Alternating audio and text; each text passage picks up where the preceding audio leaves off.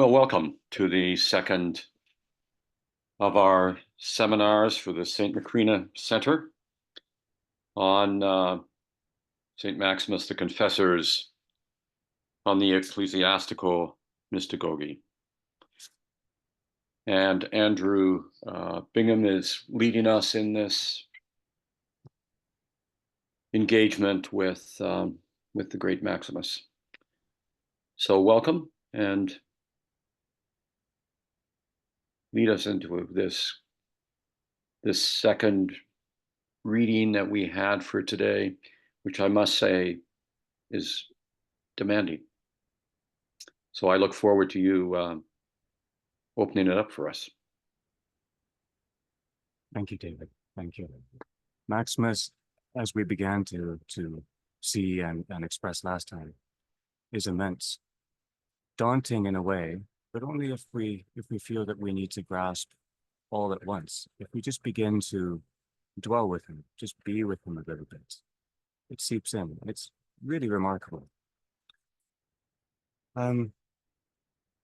This is the second of 5. The themes today, I'll read out the themes and questions I want to have in mind, and then we will have some opening remarks before moving into a more sustained reading. So the themes today are symbol and movement, or kinesis, and co-response. We began looking at symbol and co-response last time, a little bit about movement, but we'll try to deepen these themes for ourselves.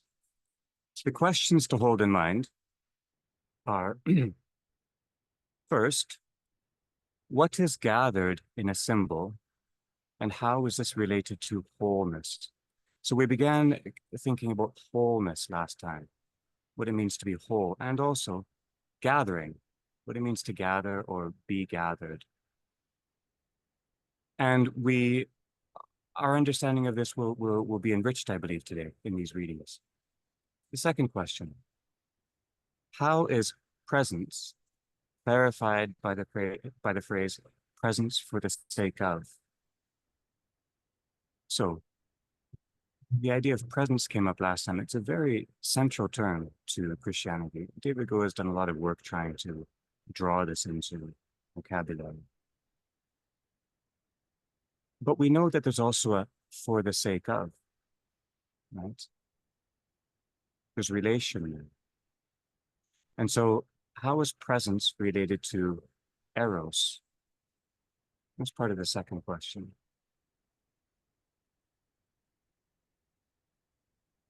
For the sake of, or eros, could also be understood as desire. So how is presence related to desire?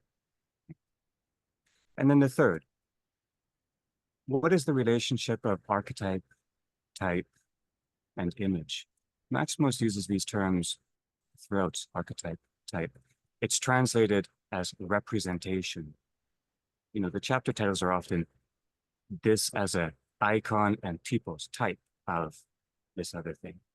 It's translated as representation, but if we think of type, then archetype is clarified. Another way of putting this is, how do we understand the relation of the logos of God and the logoi of all creation?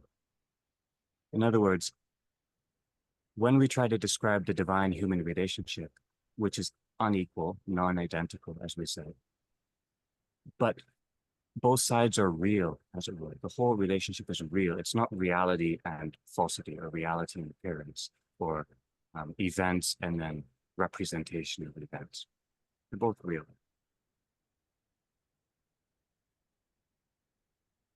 Okay. So what is gathered in a symbol, and how is this related to wholeness? And then how is presence, our idea of presence, clarified by the phrase for the sake of, or desire? And then what kind of relationship is Maximus implying when he speaks of archetype and type, or source and image, or logos and logo? It's this mystery of communion that's at the center of Maximus's consideration here. Now, the opening remarks today mainly circle around clarifying some kind of terms and some ideas that the Maximus uses and that we need to use too when we're trying to understand them.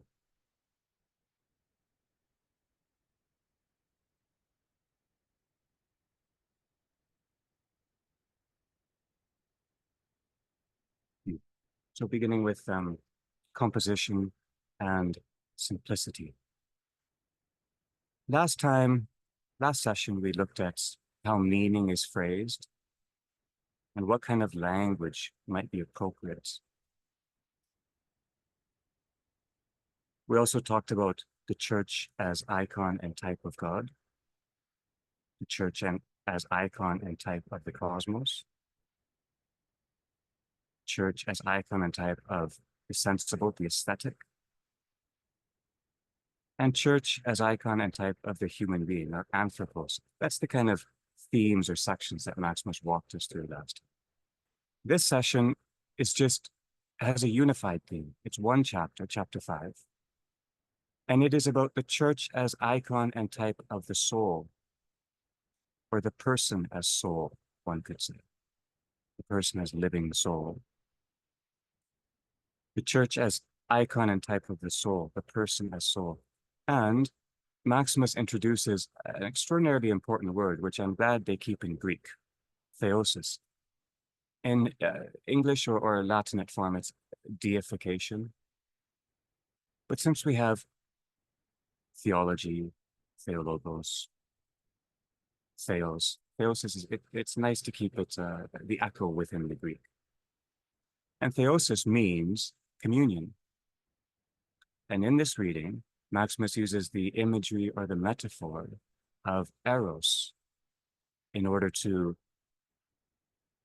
help us draw near that communion which, in the imagery of the gospel and the parables of Christ, in the tradition of the church, is cast in terms of eros, or marital intimacy, or a form of holy desire and union.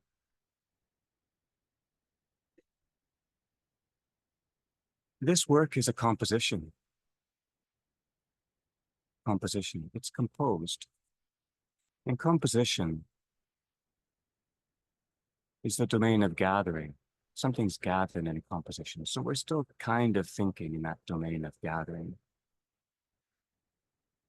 But to relate composition and simplicity, because Maximus draws in simplicity here too. Composition means to draw together in order to have things bear on each other, to position things together so that something might emerge, right? It's the Latinate form of synthesis, syn, posit, thesis. Right? So composition just means synthesis. Or not just, they point to the same wonderful aspect of meaning. Composition is synthesis.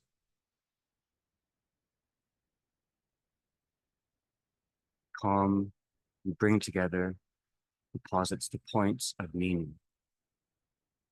Later on in this reading, Maximus refers to disposition. It's built out of the same root, posits. It's saying, when we set this down as meaning and we move through this concretely, what happens? Disposition, or the disposition of the soul, is a very important phrase for Maximus here. And in Greek, it's built the same way, dia through thesis, diathesis, through the position, composition, disposition. But composition is still the gathering of it, the activity, right? It's seeking unity or simplicity. Maximus says at the bottom of 65, theosis, which produces simplicity. So theosis, or becoming one with God, is close to what we can try to begin to understand by the word simplicity here. Simplicity would seem to be the resolution of composition into harmony. All these positions become integrated, into a harmony of oneness. That might be a way for us to begin to understand simplicity. It also might be a way for us to try to understand silence.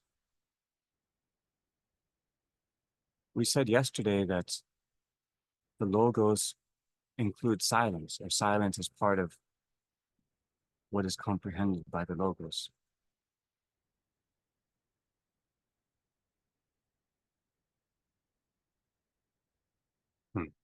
So simplicity and silence, I think there's a link there, but it's a mystery which we might come into. I'm not clear, and I don't want to push that further. Notably, last time Maximus was bringing together composing, bringing to bear on each other, the aesthetic and the noetic, or in the Latin terms the translator has chosen, the intelligible and the sensible. It's what is of the mind and what is of the senses. Aesthetic of the senses, of the experience, the lived experience, that is related to the word tropos for Maximus, form of existence, way of being. We can sense it, we can see it, it's palpable. And this part of our life, of our being, the aesthetic part, is beautiful. So beautiful that Maximus says, be careful that a part of it doesn't overpower the others.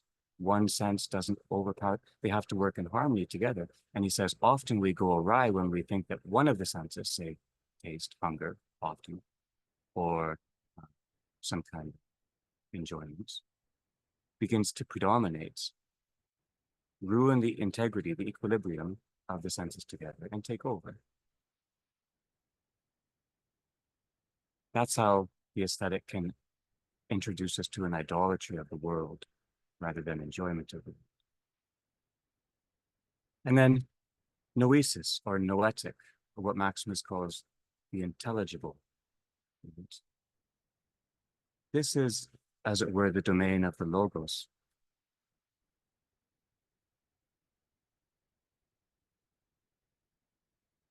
The aesthetic is of the senses, the noetic is of the nous, or the intellect. The nous, or the intellect, the mind, as will, Maximus has a lovely image for this in terms of the altar of the church later, at the end of these readings. The mind is the place of intimate communion with the divine, just like the holy table is the place of the holiest of mysteries of which we have been given. The nous, the mind, is the place of intimate communion with the divine. But just like we can, let's say, separate our senses and begin to enjoy one more than another, touch or taste or vision, and that warp our enjoyment of the world. When we forget that the nous, or the mind, is the place of communion, not the place of ourselves alone, then we can become what Maximus calls arrogant at the very beginning. Take on too much, assume that our own is worth more than it is, and we forget that our own is only beautiful when it's of his own. So aesthetic and noetic. And then I just want to think about symbol and image for a little bit. Symbol. Maximus uses this term symbol. The whole work is cast as a work of, as it were, symbolic inquiry, or the mystery is opened up through the idea of symbol. Symbol is the Greek form. The Latinate form is conjecture. Conjecture, and they mean the same thing. Sim, or con, together. Vol, throw. Ject, throw. Project, reject. Inject. It means to move in a direction. So conjecture means to draw together, cast together. Symbol, cast together. But things are cast together unto a new wholeness, or unto a renewed fullness. The symbol is meant to, let's say, emphasize or bring to light the meaning which is there.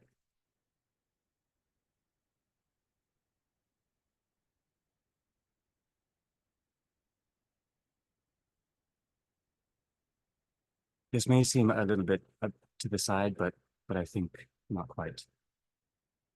Symbolic thought, or the use of symbols, should not be confused with what Maximus calls stochastic thinking. He calls his own thinking stochastic thinking or aiming thinking, right?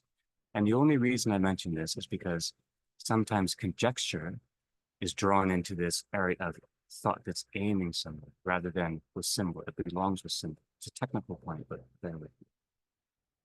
Stochastic thinking means to aim. So it's a kind of like a athletic metaphor. You're aiming for something. Maximus more than once characterized this as, or says this is the ethos of his thoughts, this aiming. And aiming means you need to establish ground and have a stance and steadiness and a vision and attentive alertness and then letting go, right? It's a setting in a certain direction with all you have and then I'm letting go. That's the positive form of the movement of the mind. Hamartia, or sin, which is the understanding of error, sin, in the Eastern tradition, means missing the mark, right? So it's not being wrong about something, it's that the whole aiming of your being wasn't quite aligned properly. It was maybe more towards one's own, maybe towards one of the senses rather than towards Christ. So we have two things. We have symbol and fullness, and then we have the sense that we have an endless pursuit of Christ. We're aiming and we endlessly follow Christ. And Maximus illustrates both of these kind of nicely for us. So I want to read two sections before continuing with the remarks. The first is on page 60, the bottom of page 60. This is an illustration of fullness. And then we have an illustration of that aiming without end.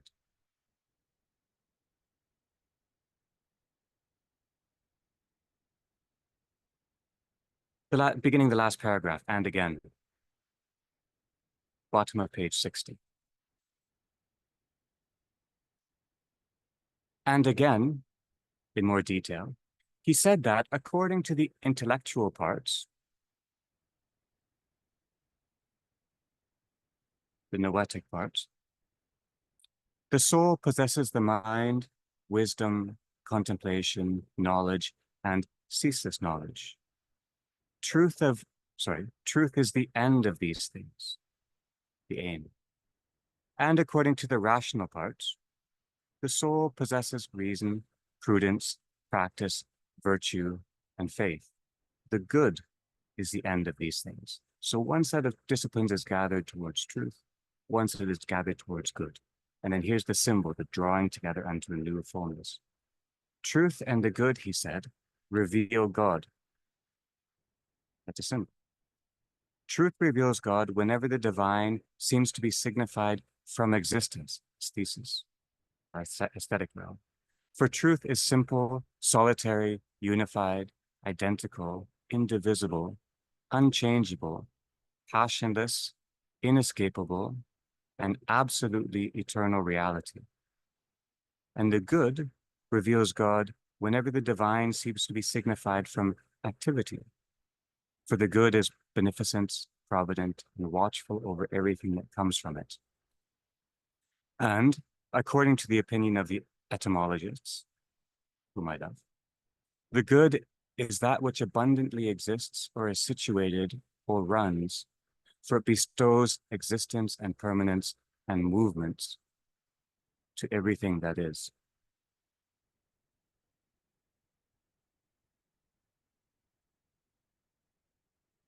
Now, drawn together, these two aspects of the gift of life renew the wholeness of our vision of the divine. And drawn together, they, as it were, are more abundant than they were apart. It's a symbol. Now, moving from symbol into the endless desire, the endless drawing near to Christ, just following that along. on page 61, next paragraph.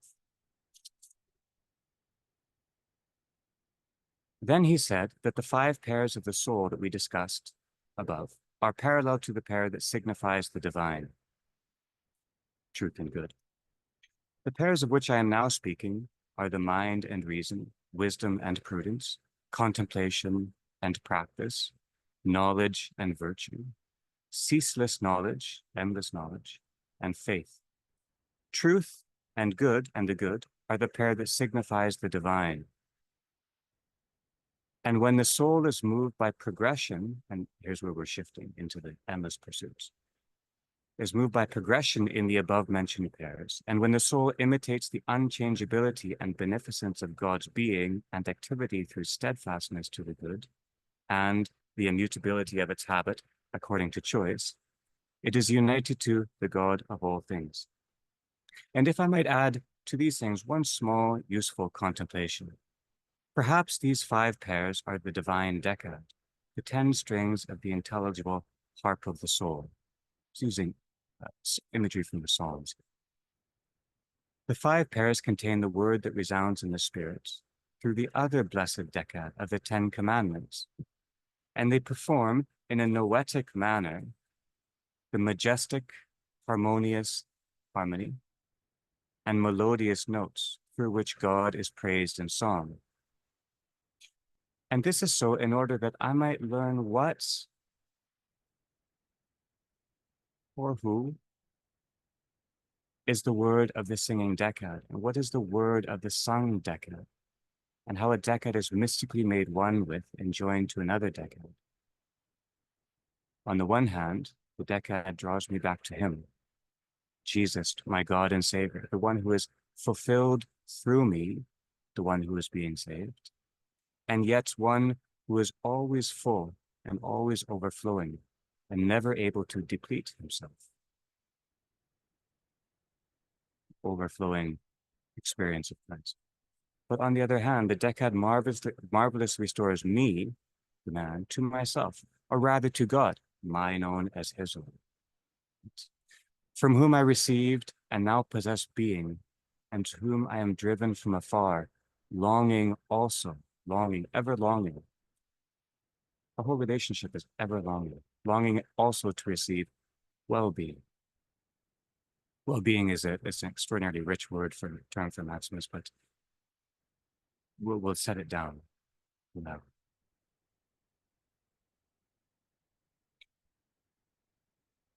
In the first, we have symbol and fullness, 2 conjoined as one, and they indicate Christ. In the second reading, we have the endless fulfillment of Christ. Maximus is indicating that the aim of our heart is without end. Christ fills and endlessly fulfills his own, and we are his own. We are as his own. This idea of filling, or fullness, or wholeness, gathering, let's return to these terms briefly to distinguish between wholeness and completion and fullness, because when we think of gathering, or gathering, and then we think of the telos, or the end of that activity, how we consider fullness or exhaustion or completion or wholeness, it's important for us. We are gathered in Christ and unto Christ. We know this, and Maximus teaches this. The principle of the unity of creation is Christ. When we were speaking of wholeness yesterday, we said that the gift is whole from the beginning. We are created whole. And David had a lovely gloss, a way of phrasing wholeness as the gift of being made for and in communion. It's a really beautiful way to put it. We are creatures made for and in communion. So we are whole from the beginning. But if we're whole from the beginning, what are we working on? Well, the completion of our being is whole. But the completion of our being occurs through our struggle in life. And completion, like longing, is never finished, never ending. It's always ongoing. And most significantly, completion is accomplished in synergy. Completion in synergy with the Holy Spirit. So the word complete, come together, and then feet or plenum, full. So it means a fullness of becoming unified, a fullness of the union. As we struggle to draw near to Christ in this life, and we are aided by the grace of the Holy Spirit, we call it synergy. It's a co-energy, syn energy. Then our soul is working for its completion. But then we also have the term fullness or fulfillment. The telos of our being, the fullness of our being, the salvation of our being, the healing of our being is known beyond what we can know. It's known beyond our sense of time and being. It's the mystery. It's why we need emphatic language, because it's beyond our horizon.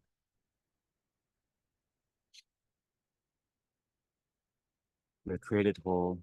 We are striving to work to complete our souls, complete our person in life, but the fulfillment of our being lies in God's hands. Synergy is it together with our part is now, and then we're in God's hands, and the fulfillment of our being is not in our hands, it's in the embrace of the divine. And this is called synergy. Synergy is a most beautiful truth.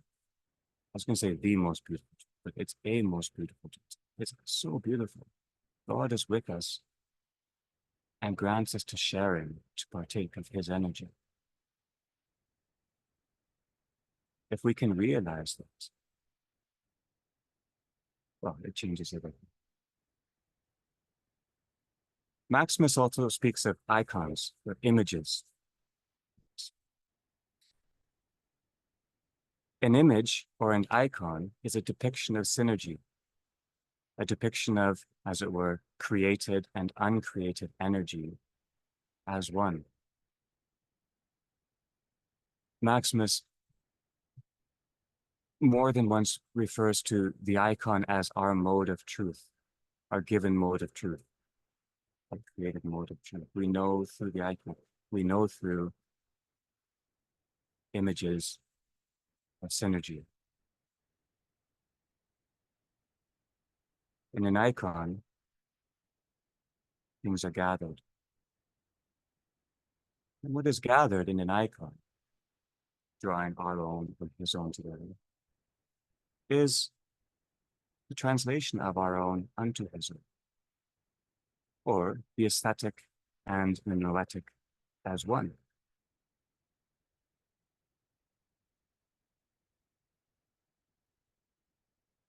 An icon or an image never exhausts its subject matter. It's not finished. And so when Maximus talks about this is an image of the soul or an image of the church, it's not an exhaustion. It's not even a fullness. It's a depiction of the synergy of.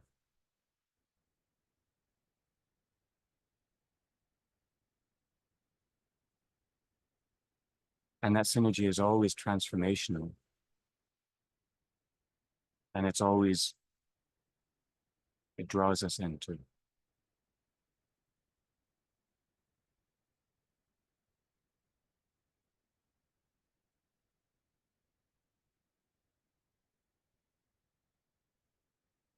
Now, an icon or an image in depicting synergy depicts the person as holy. As holy. I want to think of this word as just for a little bit. The person as holy. Last time, well, at the end of the preface, Maximus pointed to the limitations, the parameters of the language of is and is not. Is and is not. We said that the language of is and is not is cataphatic language. It clarifies our preparation for the mystery.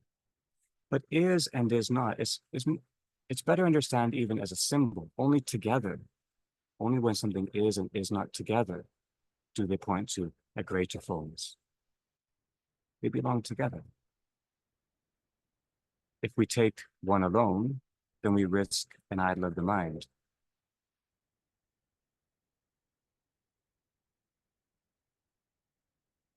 When we depict a person as holy, an image as holy, we're speaking in terms of aesthetic. We're depicting things as one, as one.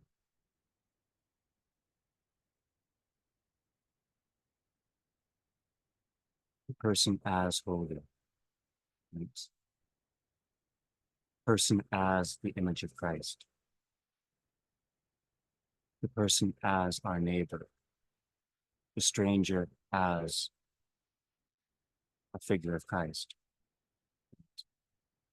As, this term as, it's better than is or is not, because it's not saying it is or is not, it's saying this as. It's a way of entering into relationship given, well, given a for the sake of. So the term seeing something as something sets it into incarnate relation. It draws it into the aesthetic realm of form and movement and time, right?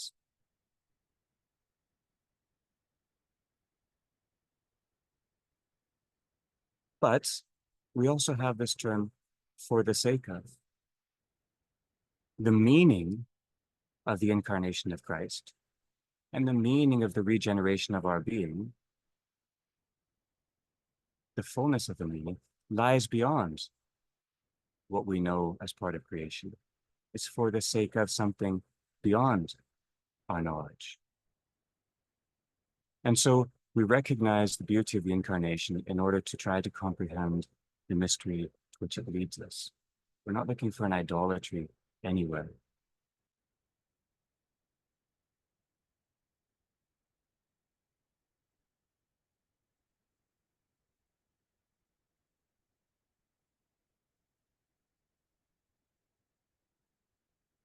Maximus characterizes Christian struggle, Christian effort, as movement or kinesis. Last session, we talked about kinesis or movement as the heart of being, and the kinesis or movement of the phrase as the heart of meaning. And we've said that our being becomes complete, as it were, or is in the process of completing, in the mutual movement of synergy. So the metaphor for thinking is movement. The metaphor for healing is movement. The metaphor for knowing is movement.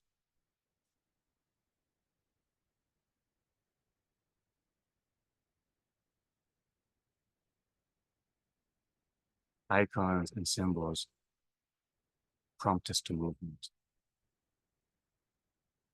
This means that our being is not just a being, but it's a being unto as well. It has movement at its core, its heart. And I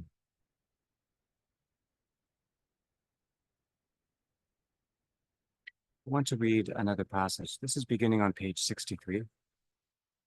This is illustrating the mystery of movements, the mystery of kinesis, the mystery of our endless pursuit of Christ, who is always full beyond fullness and both present and yet beyond us in a way which we cannot comprehend. This is about movement, and it's really beautiful. Page 63, the large paragraph that goes over the next page.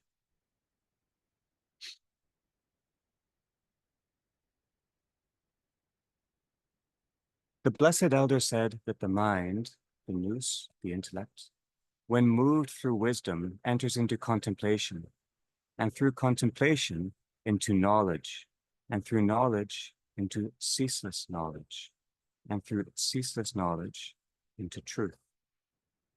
The mind receives the end of its motion, its kinesis, its movements, in truth, because truth defines the limits of the mind's essence and power and habits and activity. The elder said that wisdom is a power of the mind, and that the mind itself is wisdom in power, and that contemplation is habit in power, and that knowledge is activity in power. And ceaseless knowledge is ceaseless motion, the incessant and habitual motion, movement, kinesis, of wisdom and contemplation and knowledge, that is to say, of power and of habit and activity, that is beyond the known and above all knowledge, and its limit is the truth as that which is inescapably known.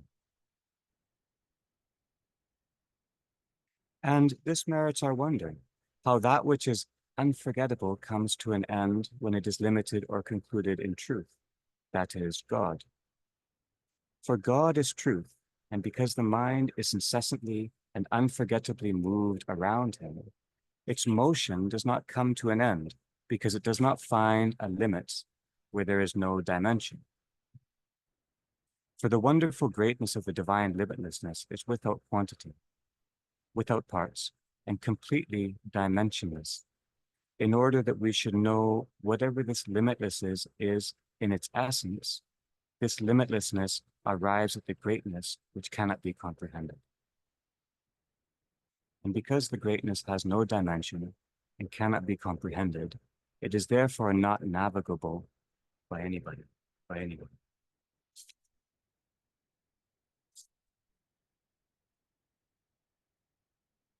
What's Maximus pointing to here? First of all, that the activity of the Christian is never settled. It's never over. It's an endless pursuit. And second of all, knowledge kind of becomes movement, which kind of becomes limitless desire.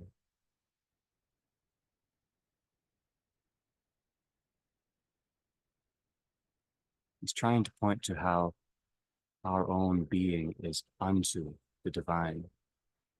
But this is a mystery because just like is and is not belong together. When we say is, we kind of automatically draw is not in mind. If we say something is not this, we have the is in mind too. Movements, whatever is more than movement, whatever is beyond movement, beyond the movement Maximus is talking about, is not going to be understood by what we think is the opposite of movement, because that's still our image, our realm, right? So it's not that we know movement, then it's not movement, and that's what God is. No, that would be confining the divine to our own comprehension. It's not a rejection of things, but a transfiguration or transformation unto the fullness of the thing. So he doesn't bring it up in this work, but in the tradition, there's a way of trying to gather movement and stability beyond itself unto a new fullness. We draw movement and stasis together. That's how Maximus tries to figure it, but it's a mystery. It's the main point. Drawing near, we are constantly seeking to draw near. Our whole struggle is to become intimate with the mercy, the grace, the love of God, drawing near. By our own lights, this is too hard because we understand movement as movement and struggle as struggle. But as we were saying yesterday, and as Maximus clarifies for us, it's not just our own work. It's synergy too. So as we are striving to draw near, we are also being drawn near. Being drawn near. It's a relation of mutual desire, as it were. Desire is our word, but a mutual desire, mutual co-response. And just before we get into the readings, Maximus has some terms which help clarify this for us. He speaks of logos and tropos, right? That which draws and that which is drawn near. Christ gives us both. Christ is our logos and he gives us our tropos, our form of existence too. That's the beauty of the incarnation. But then Maximus also talks about logos and logoi, the logos of God, the logoi, the little logos in every aspect of creation. So that is also part of this drawing near, this endless pursuit. And he also clarifies for us that our own is Christ's own, that our own being is Christ's, of Christ's own, as Christ's own, the tropos of Christ, but of Christ's own, the logos of Christ. It's the most astonishing and just beautiful gift. Last time we spoke of co-response, a mutual drawing near. We said Maximus is responding, but his response is part of the gift of the being that Christ has given him. So it's of Christ already. It's a mutual co-response. Maximus speaks of communion, communion, together into union or oneness. And here we have the language of theosis as well, becoming godly. We're going to read that momentarily. So we have the co-responsive aspect of our being, the communion, which is the heart of our being, theosis, which is the fruit of communion, and then finally, eros. Maximus ends with images of, or evokes images of eros, as does Christ, as does the gospel. So the mystery at the heart of drawing near is somehow understood in terms of eros. It's non-identical. It's not same with same, right? It's unto new fruitfulness. The mystery of marriage, we are taught by the apostle, is the mystery of church in Christ. So let's turn to these pages now and read through. Now, please turn and please read along as well. We want to read from the tip top of 66 to the bottom of 68, and the whole thing, so 3 pages. Maximus is working through a kind of series of connections and then symbolic gatherings, and then pointing to the mystery of union and the mystery of how the church reveals this union. We'll read the whole thing. We'll just point to a couple of aspects of it, and then let's begin discussing this text right here. David Go, if you wouldn't mind, please, reading this for us, the top of 66 to the bottom of 68. We'll follow along.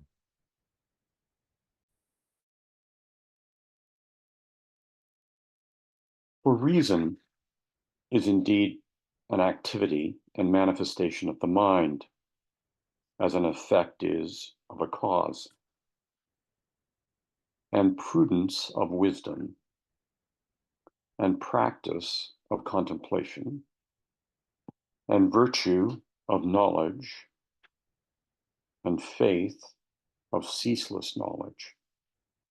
And from these, the inner relationship with the true and the good, I am speaking about God, is fashioned. And the blessed elders said that this inner relationship is divine expertise and infallible knowledge and love and peace, in which and through which is theosis. It is divine expertise because it is the fulfillment of all knowledge that is possible for men concerning God and divine things, and the content of the virtues. It is infallible knowledge because it genuinely enters into the truth and produces a lasting experience of the divine. It is love because it partakes completely in the complete delight of God by disposition.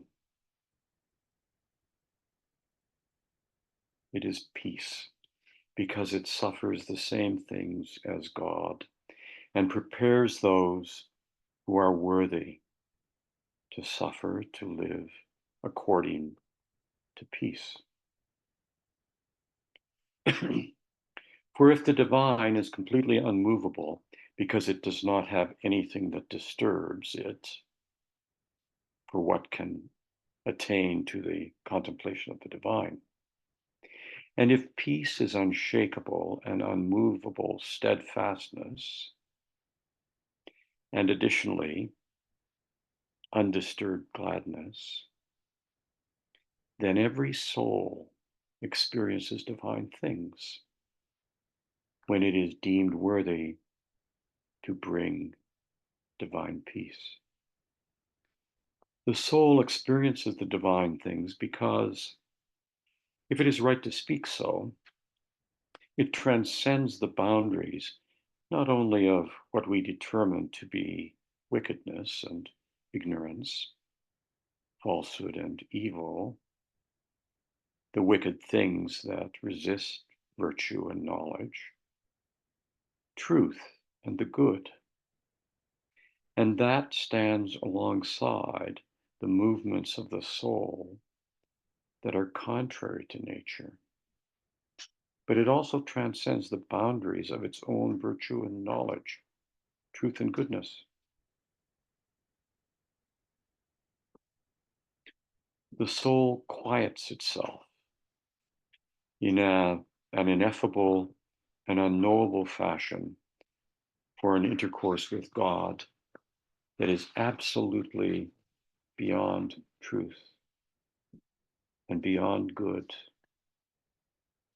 and that he offered us according to his most trustworthy promise. For at last, there is not anything that by nature disturbs it and enters its hiddenness in God.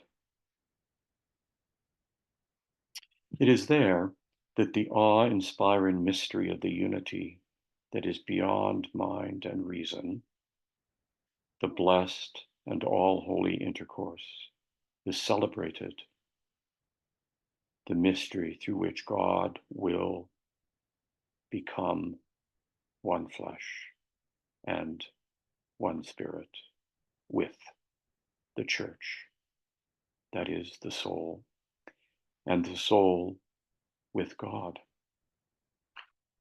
How I will worship you for your goodness, O Christ. But I will not dare to sing praises or speak. I who do not have sufficient ability to worship you in a worthy manner. For the two shall become one flesh, and this mystery is great. And I am saying that it refers to Christ and the church, says the divine apostle. And again, but he who is united to the Lord becomes one spirit with him.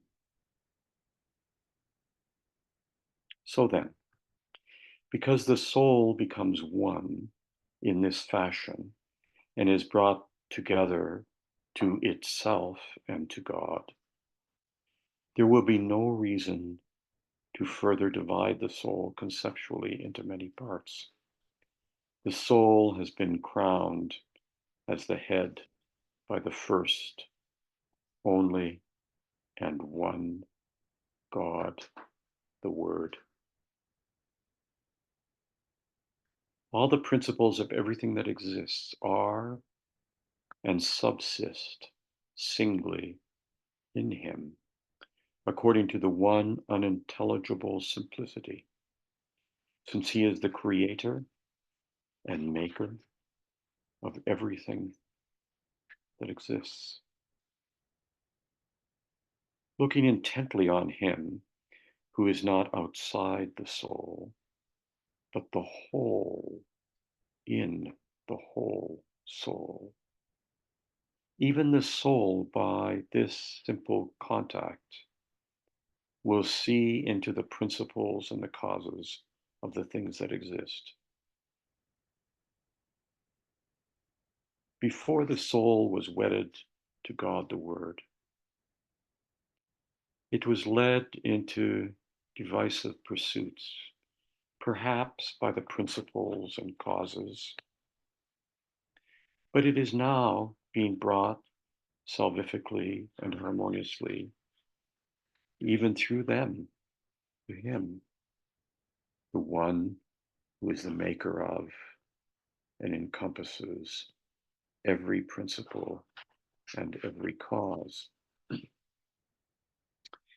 Therefore, since these things are proper to the soul, as we said above, on the one hand, according to the mind, the soul possesses wisdom in power, and from wisdom, contemplation, and from this, knowledge, and from knowledge, ceaseless knowledge, through which the soul is led to the truth, which exists as the limit and end of the good things according to the mind. But on the other hand, according to reason, the soul possesses prudence, and from this practice, and from practice, virtue, and from this, faith, according to which the soul ends in the good as the blessed end of the rational activities. Through these activities, expertise in divine things is gathered by integration from the oneness of all of these things with one another. The Holy Church of God, which is imaged by the soul, will be seen to correspond clearly with all these things in contemplation. On the one hand, the church signifies through the sanctuary everything that has been demonstrated to exist by progression according to the mind and from the mind. And on the other hand, the church articulates through the nave the things that have been revealed to exist by precept according to reason and from reason. The church brings together all things to the mystery performed on the divine holy table, altar. And therefore, the one who is able to be initiated in prudence and wisdom through the rites that are celebrated in the church establishes his very soul as a church truly of God and divine. The church, made by hands, has been built in wisdom for the soul, and also as a symbolic model of the soul through the church's various divine rites. It was given to us as a guide to that which is better.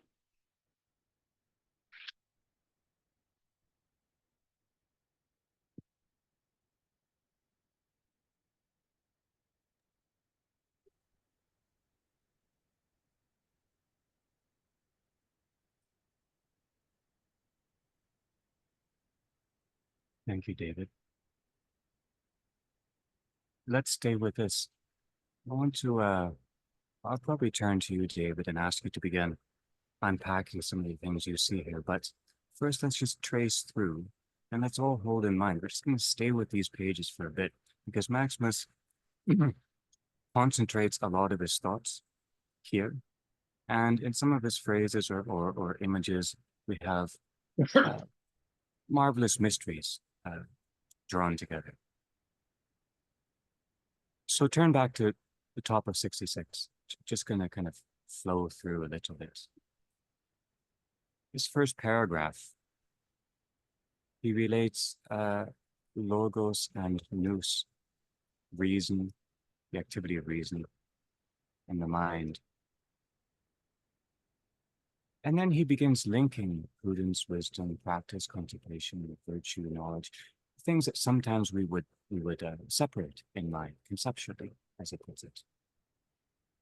And he says, these gifts of our being, they need to be drawn into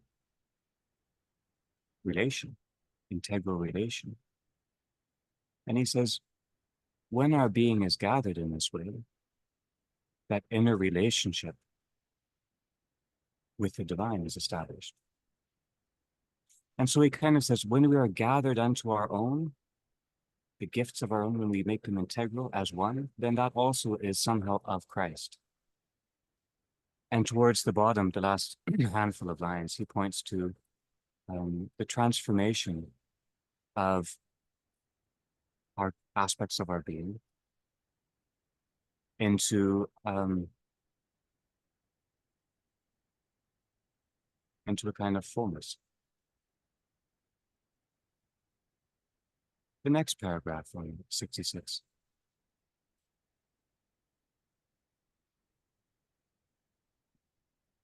He begins by removing the divine from all conceptions of kinesis, everything we just spoke of, movements. That's all our terminology. None of it properly applies to God's own. But then he indicates peace, delight, gladness. These are the things of God. This is what Christian teaching is about, not about the things. And these are all put cataphatically. We can recognize all of these things: peace, delight, gladness. And then Maximus says, the soul experiences these things when you're able to kind of set down, step beyond those places of wickedness or ignorance, falsehood, evil. Right? They can't be a part of the soul, the integral soul. We're not supposed to have them there fighting. We want them removed. But then he also says, our own images also cannot be part of this union, right? The soul transcends the boundaries of its own virtue and knowledge and truth and goodness. So not only what is palpably difficult for us, that is not, do not do that, do the commandments not to, but also there is parts of it, the parts that we see as good. We have to also let go of those, let go of our image of those. And then Maximus phrases the mystery in a profound way, which he says is beyond truth and beyond goodness. He doesn't mean they're not true, they're anti-truth, they're beyond. They are the transfiguration of our notions of truth, of goodness. And using erotic imagery, the imagery of marital union, he says that we are taught that this is the mystery of being one with God.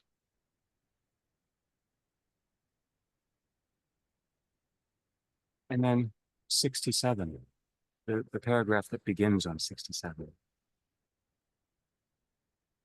He says, after we have this union, we don't have to keep conceptually dividing things up, right? There's no reason to further divide the soul conceptually into many parts. We're speaking in terms of union. And here we get the sense that composition is resolved into harmony, right? The parts that are seeking to be unified may become unified, begin to partake of simplicity, the oneness with God.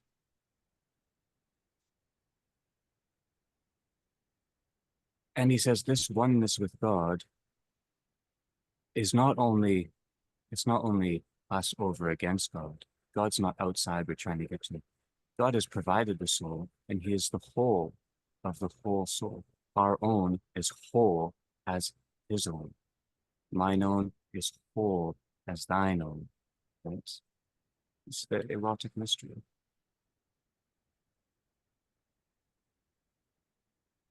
We say Christ is all in all, or Christ as all in all.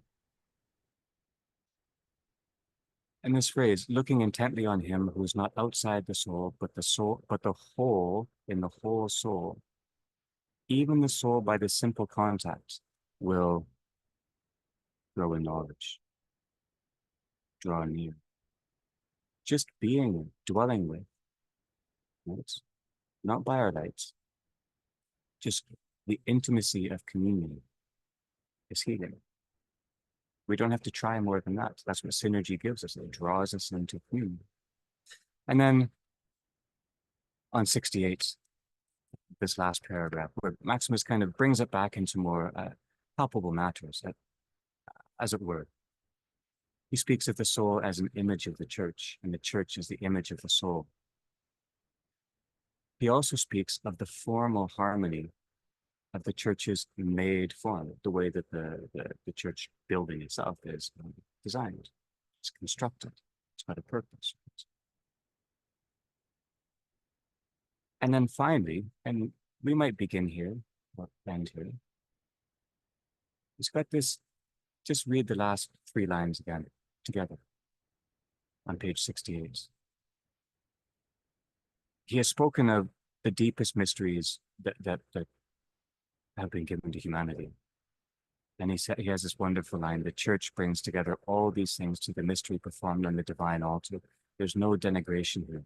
There's only honor and reverence and worthiness and regard in Maximus's stance. And as we heard yesterday, in the second part, David outlined how difficult the, as it were, palpable, concrete church was for Maximus in his time.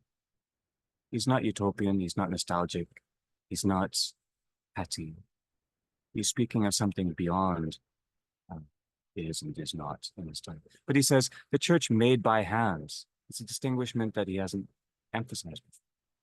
Made by hands has been built in wisdom for the soul and also as a symbolic model for the soul. So it's for our sake, for our own. It's a gift for our own. It was given to us as a guide to that which is better. Remember, Maximus is not negating, he's not dismissing, he's not denigrating, he's only honoring, and he's only seeking to be attentive in love. So it's a curious thing to say. He points to this great gift and then kind of says, what do we do with this? But with these pages in mind, I'm gonna pause talking now. Let's have your book ready. Let's point to lines. Let's delve into imagery. Let's just ponder, just dwell with the text a little bit. What's Maximus doing here as he walks us through this last little culmination of his brief but concentrated? Remember, it's concentrated. This is, we don't need more truth than this. This is enough. This concentration of the union of human and divine and how the church aids in that. But David, if I could point to you first, just to get things going, but really, let's begin anywhere. But with these passages, what's Maximus showing us? What's hard? Where do we bump up against the mystery that is bewildering or awe-inspiring?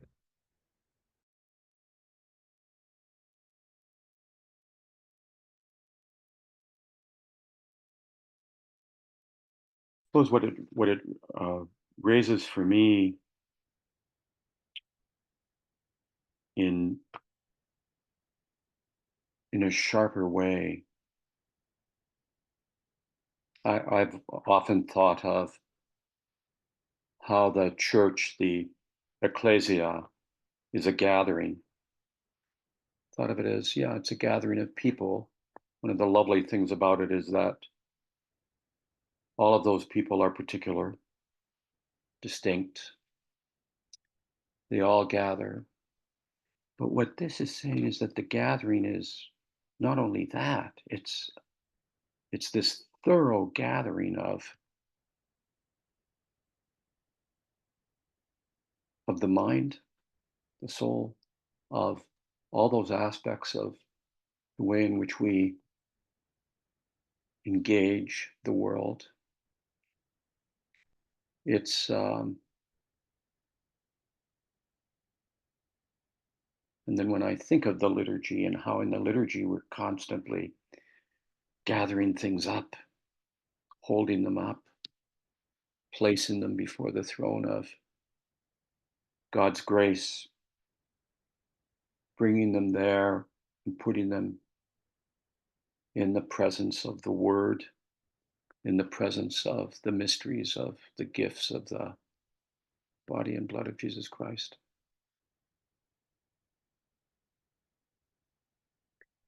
So that gathering is so striking to me. There's one other thing that I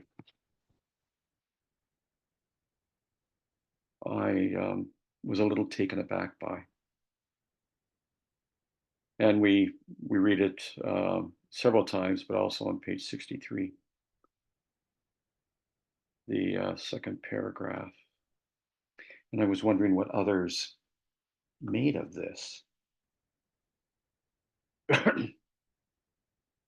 For the blessed elder said that the mind, when moved through wisdom, enters into contemplation, and through contemplation into knowledge, and through knowledge into ceaseless knowledge, and through ceaseless knowledge into truth.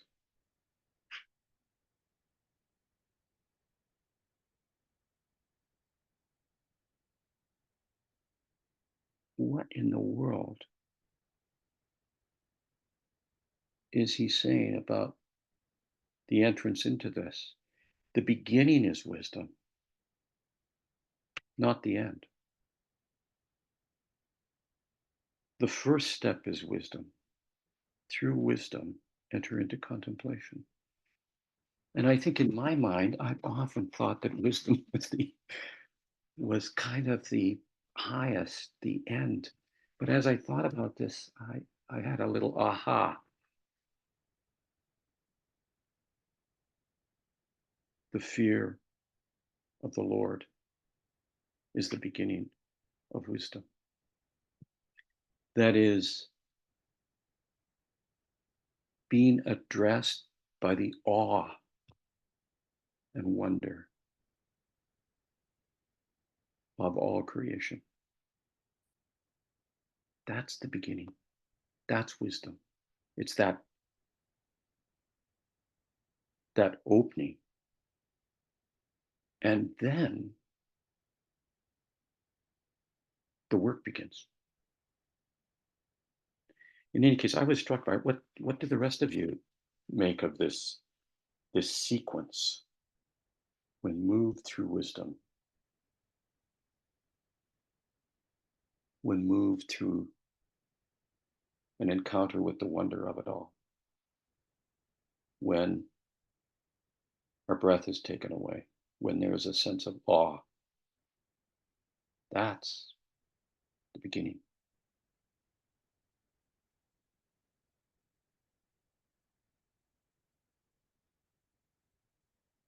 Maybe I'm the only one who's never understood this in this fashion.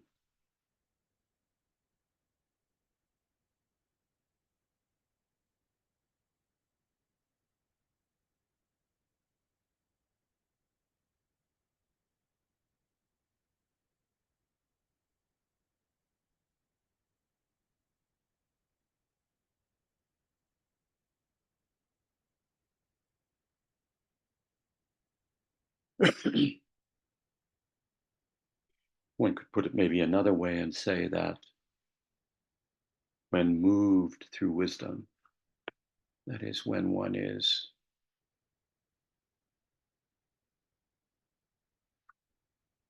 no longer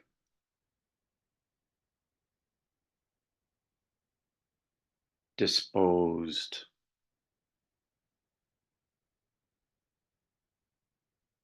assuming something, assuming one understands, assuming what something is. One is moved off that kind of pedestal.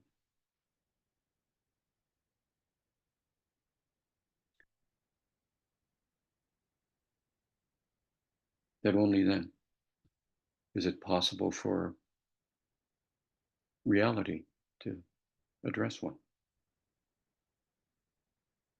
for you to become aware, contemplate, knowledge, ceaseless knowledge, truth.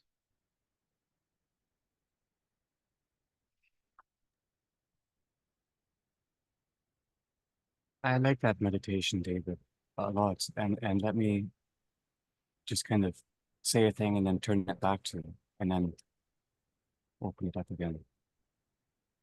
That progression you note, or the movement you note on 63, I think you're right to pause there.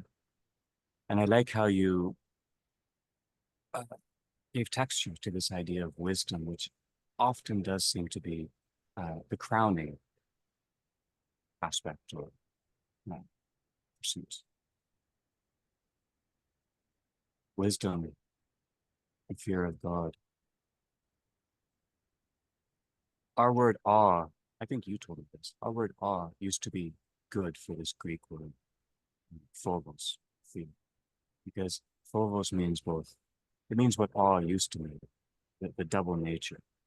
We still have awful, like it's too much, but then the awesome, right? It's awesome, right? That awe, which can go this way or that way. We're taught that the fear of God, the bringing up short of our own selfish energy is the beginning. That awe turns into worship, probably. And then into contemplation. Contemplation or theorias. Contemplation,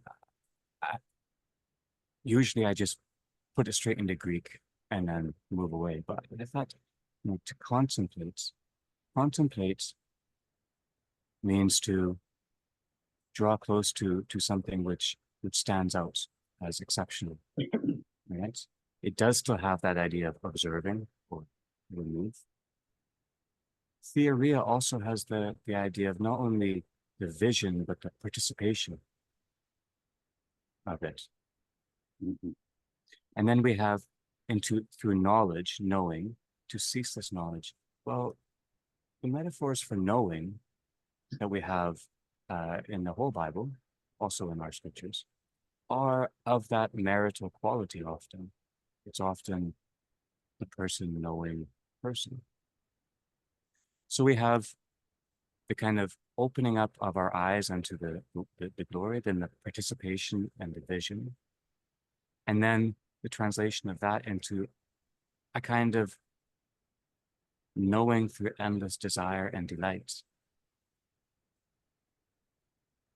But then it moves into truth. So, David, how do you understand what Maximus is trying to point to with truth here?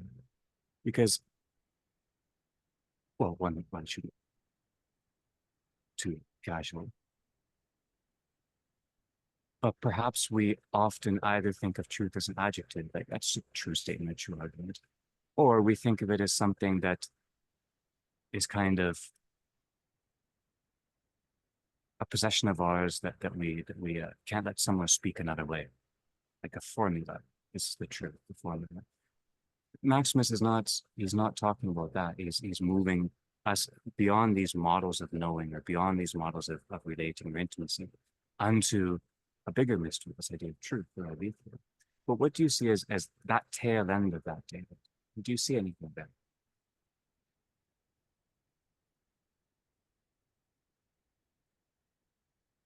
I am the way. I am the truth. I am the life. So in that, I mean, this extraordinary Christian revelation that truth is the living word. It's the word made flesh. It's not some idea. So this movement that he is highlighting here is the movement through ceaseless knowledge. That is, it never assumes. It is attentive to the unfolding of what is the Word being made flesh in our relationship.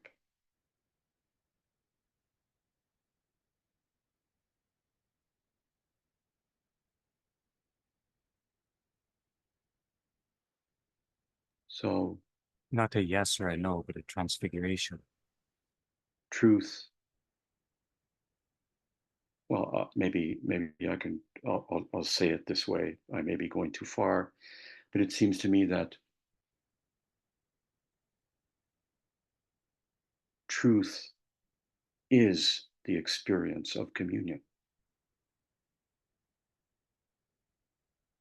Where there is no communion, there is no truth. There is no word. There is no wonder.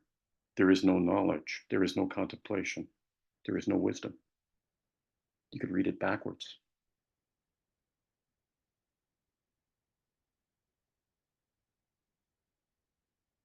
I mean, it's one of the things that I I love so much about the Christian revelation is the way it speaks about the I am. All those biblical narratives where the Holy One, blessed be He, is is is, and then that extraordinary way that Jesus Christ plays with that. I am the way. I am the truth. I am life. That the way, the, the truth, and the life are all wrapped up in the presence to the other, presence in communion.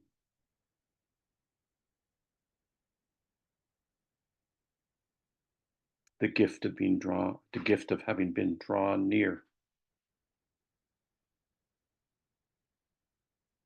It's the work of the Holy Spirit, the work that makes life whole and unending, unceasing.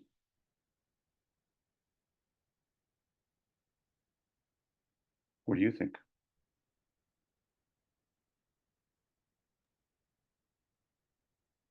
Certainly follow that. Okay. I very much like how you put, apart from communion, there's no truth. That means that if I approach my brother and I have whatever this to read to him, and I utter those words, not seeking his healing, but seeking to gain ascendancy over him, there's nothing truthful about that. This brings up, and now let's turn to page 68 after and think a little bit about the church, but this brings up another thing that Maximus says, that it's a biblical image, it's in the Gospels, it's around. But he says, without reverence and humility, there's no spoken logos. Our word is not of God's own word. If we read or speak the scriptures with this, with enmity or arrogance, or for our own sake, not for the sake of the divine, then we're somehow doing the opposite of what we're talking about.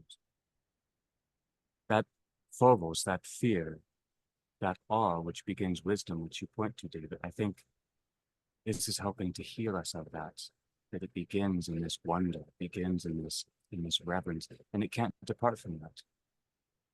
And what's interesting to me, throughout his work, with Maximus, And I don't think it's a rhetorical flourish. I don't think we need to second guess him as if he's being ironic. Maximus points to the fact that he is in the struggle too. Mm-hmm. He's not being arrogant. If he was arrogant, he said this, and then this is the truth, memorize its formula. He would be not of communion. Whenever I want my voice to be stronger than your voice, we're not in communion, or vice versa. Right? It's a subtle way of losing ourselves even as it's missing the mark. We thought we were aiming here, but we aimed over here. The church heals this for us. On page 68, he tries to set this forth. And David, I'd like you to reflect a little bit more, but others as well. But this one line, which is so beautiful, the church Before you brings. go there, Oh, go on, Andrew, David. Go on. I'm sorry. Go on. Maybe I shouldn't be interrupting you, but I just want to pull one other little item about because of this conversation and what you said. I think it's so it makes so much sense to me. On page 66, this was another striking passage to me. Right at really quite close to or in the middle of the last paragraph, the soul experiences the divine things because, if it is right to speak so, it transcends the boundaries not only of what we determine to be wickedness and ignorance, falsehood and evil, the wicked things that resist virtue and knowledge, truth and the good, and that stand alongside the movement of the soul that are contrary to nature. And then he says this, but it also transcends the boundaries of its own virtue and knowledge, truth and goodness.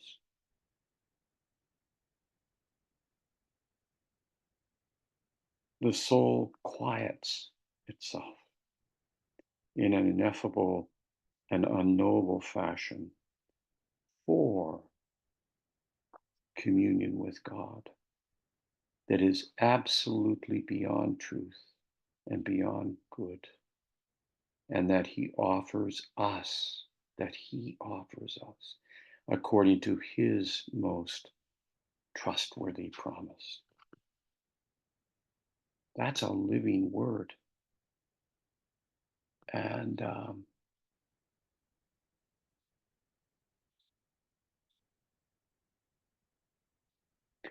it's one thing to speak about transcending the boundaries of wickedness and ignorance. That seems kind of obvious. But he says, aha, there's something even more devious than that, which is our own virtue and our own knowledge, our grasp of the good, our grasp of the true. And it's not that those are not good. They're not it. That's the point. And they can pervert our capacity to be attentive to the I am that is the living word in front of us. So I'm sorry, I just wanted to pull that into this part of the conversation. No, that's perfect.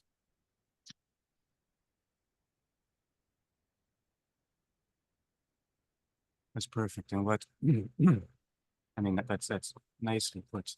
And what it reminds us, part of what it reminds us, is that our healing, we seek our healing. We can get fixated around that word healing and forget that the we seek out is where we can go right, right? When we think that we know how we ought to become whole or complete and fulfilled in God, then it's not our own as his own. It's our own as our own. The mind is not the place of intimate encounter with the divine. It's a place where I think I am God. Yeah. You brought this out nicely in your work. The church heals us of the temptations of our virtues, as well as the difficulties of our vices.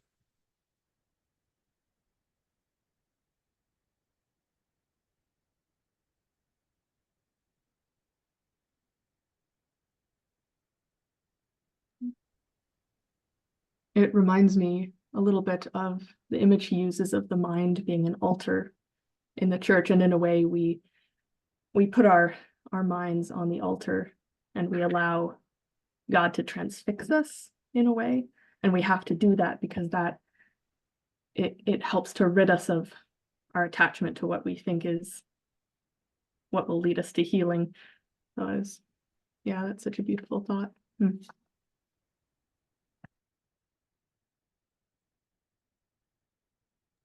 I was gonna point to that too, Jackie. So if you don't mind, may I ask you just to follow a little bit? We do, as it were, as you say, place our minds on the altar. And often we think of that as our struggles. It's too much for me, God help me. But what he's saying here, which you, David, and then you just drew out, is that we also place for his transfixation and then transformation, everything we think is good about ourselves too. That doesn't occur to me very often. I think all my talents, all the stuff I think is going well. No, that's what I have to offer to God, not the negative bits. That's clear, like David said. So following that, just following your thoughts. The church brings together all things to the mystery performed on the divine altar. The mind as the altar on the mind. What does it mean to bring our virtues, our good things there? How do you understand that? I mean, pointing to Jackie, but opening it up too, not meaning to put you on the spot. But I like where you took us. I think that's the right way to go. And then join that with David's thought. I wonder if it's because we can almost identify ourselves with our virtues, or we can see living a virtuous life and striving after that, trying to cultivate virtue as the be all and end all of the Christian life. And we fail to see that virtue is incredibly important and it's a means to an end, but ultimately, as David pointed out, we must go beyond that, or we have to go beyond what we think is good, beyond truth. And ultimately, we can't do that, but it's only God that can do that.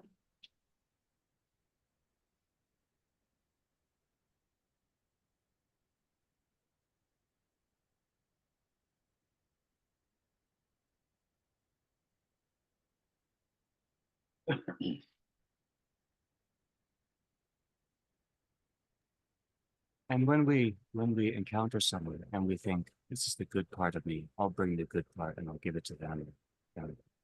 What we're doing is we're not responding. We are assuming or presuming ahead of time and then just overlaying our own self onto them. So it's not an encounter, it's not mutual, it's not communal, as we just drew for it. It's just ourselves. What Max must have put into our souls after. Yeah, that's really nicely put.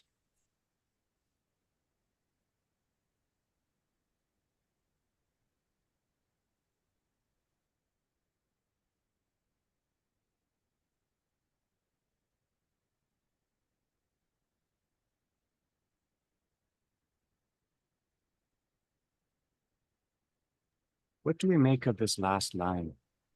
Everybody, or anyone who wishes to. What do we make of this last line? Maximus has just phrased, outlined, given us an image, some profound mysteries. And then he speaks of the church as given as a guide to that which is better. We know that guide here doesn't mean in order to reject that which is, because the gift is blessed. what sense can we make of this sudden apparent pointing elsewhere that Maximus does? Because so far it's all been gathering ourselves onto the gift of seer, dwelling, incarnation. Is it maybe just in the same vein as what we're talking about here?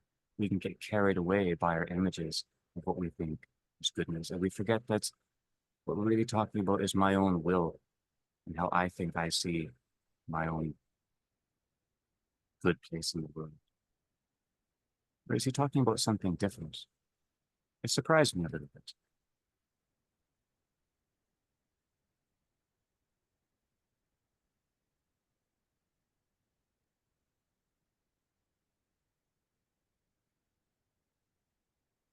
It certainly is suggesting that the church is not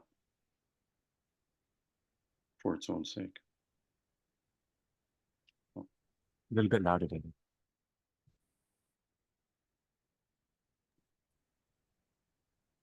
It certainly is suggesting that the church is not for its own sake.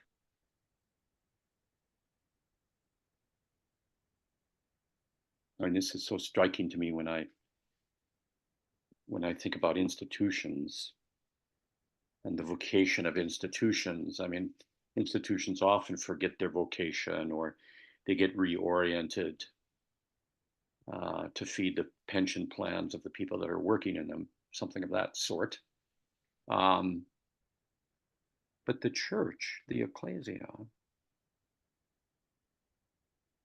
has as its vocation that which is not itself, not for its own sake. It's for the sake of communion lived out in the world. It's to deepen our capacity for that which we have tasted, so we can eat of it in our daily life in the world.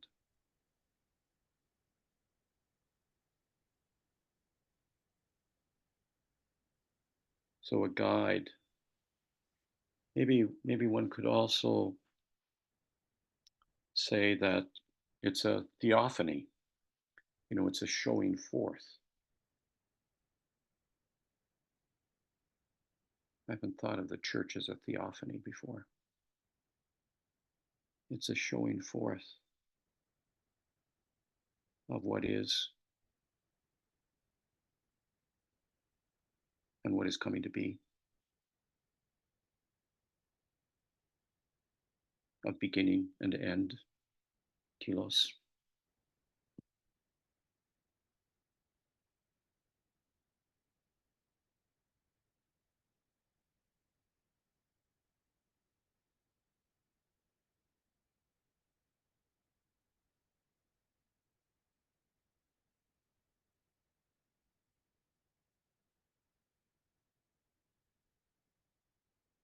He uses the word wisdom here too, doesn't he? Church made by hands has been built in wisdom, has been built in wisdom for the soul.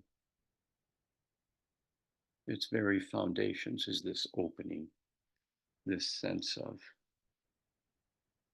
awe and the contemplation, the knowledge, the ceaseless knowledge. Those are all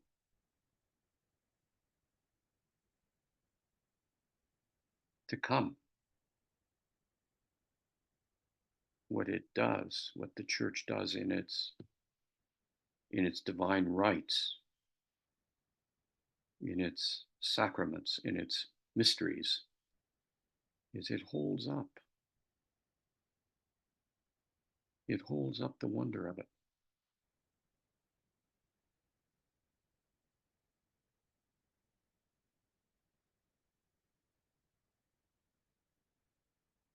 And in that sense, it invites us to tremble.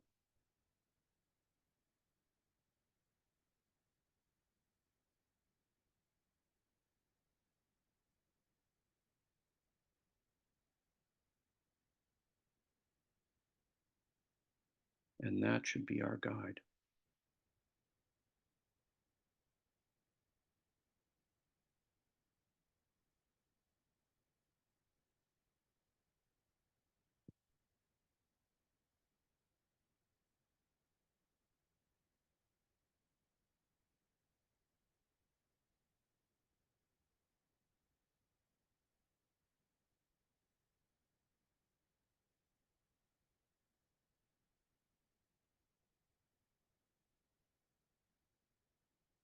In the Eucharistic liturgy, when we say, when the words are uttered, thine of thine own, we offer to thee.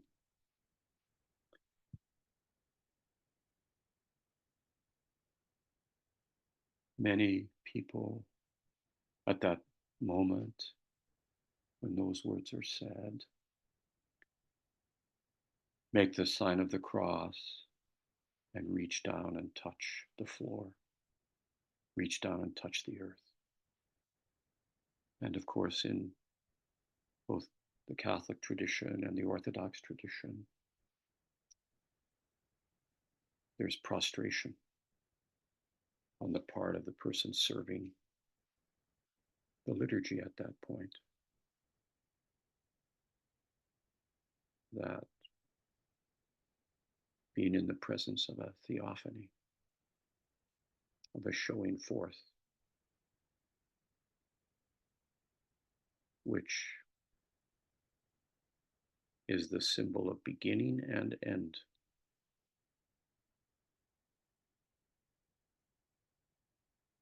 Origin and purpose, destiny and point. What was, is, and shall be.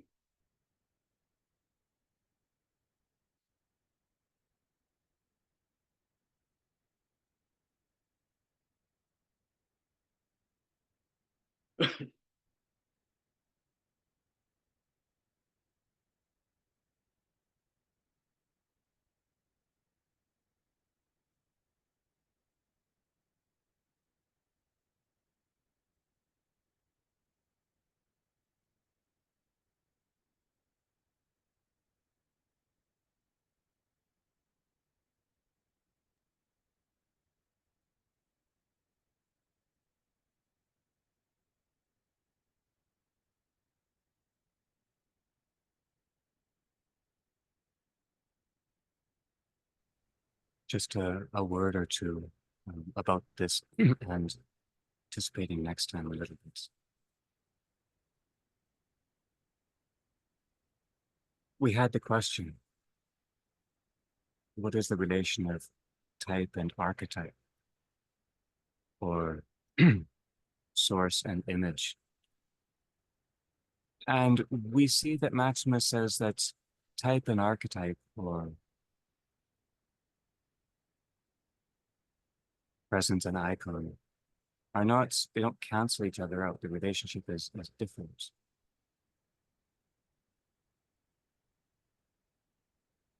That which is better, the guide to that which is better. There, David's clarification stands. And we also know that from Maximus, well, he says a symbolic model. Symbol is meant to draw things together to kind of unto renewed wholeness. So he draws together the church and the soul here. The church is better understood through the Christian image of the soul. And the image of the soul is better understood through the Christian image of the church. What these teach us is that we are as God's creation. We are as God's creation. We are created as the image and likeness of God. But that as the image and likeness, that's where we are now. It's a blessed image, a blessed likeness, a blessed creation. The of God, the relationship with the archetype or the author, the source of life, it's in trying to sort out that relationship that we can go awry. Either we think that it ought to be negated, what's now ought to be negated for later, or we think that that's too abstract and strange. This is too concrete. That's negated. This is not.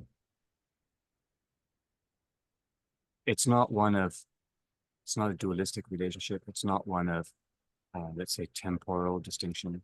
It's not this for a while, and then after time, it's that, as if time is the criterion.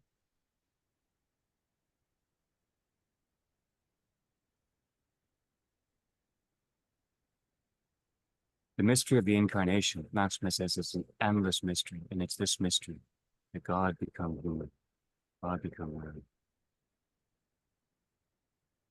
The Word become flesh, the place of communion, as David said.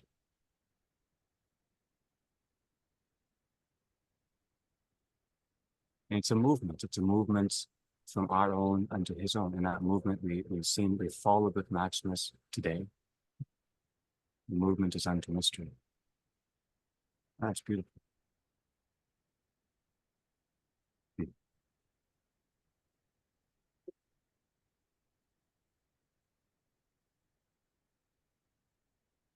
David, a word?